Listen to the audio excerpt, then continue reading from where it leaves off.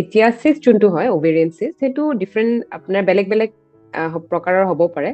তাৰপৰা যোনবিলাক নৰ্মেল চিষ্ট হয় সেইটো আপোনাৰ মাহেকীয়া প্ৰত্যেক মাহে মাহে যেতিয়া হয়, তো নৰ্মেলিও আমাৰ ওভেৰিত চিষ্ট বিলাক হয়।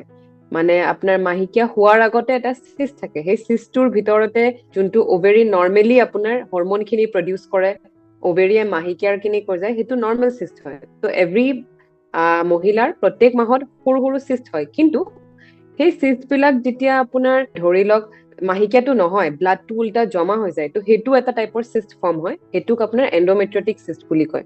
তো আপোনাৰ এণ্ডোমেট্ৰিয়টিক চিষ্ট এবিধ টাইপ আছে, আৰু এবিধ আছে আপোনাৰ পিচিঅডি। পিচিঅডি মানে গোটেই ওভেৰিটোত নৰ্মেল ধৰি লওক মাহে মাহে এটা চিষ্ট হয়। সেই পিচিঅডি পেচেণ্টটোৰ মাহেকীয়াটো নহয় পেলাই তাইৰ গোটেই ওভেৰিটোত 12টা কি 13টা তাতকে আৰু বেছি চিষ্ট হৈ যাব পাৰে। সৰু সৰু চিষ্ট দি পেলাই গোটেই ওভেৰিটো ভৰি যায়, সেইটো হ'ল আপোনাৰ পিচিঅডিৰ চিষ্ট আছে। এবিধ হ'ল এণ্ডোমেট্ৰিয়টিক চিষ্ট। আৰু এটা চিষ্ট বাকীখিনি যোনখিনি আপোনাৰ সেইখিনি আপোনাৰ ধৰি লওক মই যেনেকে কেঞ্চাৰত আপোনাক হয় জেনেটিক কজ হ'ব পাৰে, তো সেনেকে বেলেগ আৰু বেনাইন চিষ্ট আছে, মেলিগনেণ্ট মানে কেঞ্চাৰৰ পিনৰ চিষ্ট আছে। চ' চিষ্টৰো ডিফাৰেণ্ট ডিফাৰেণ্ট টাইপ আছে, প্ৰত্যেকটা চিষ্টৰে বেলেগ বেলেগ কাৰণত হয়।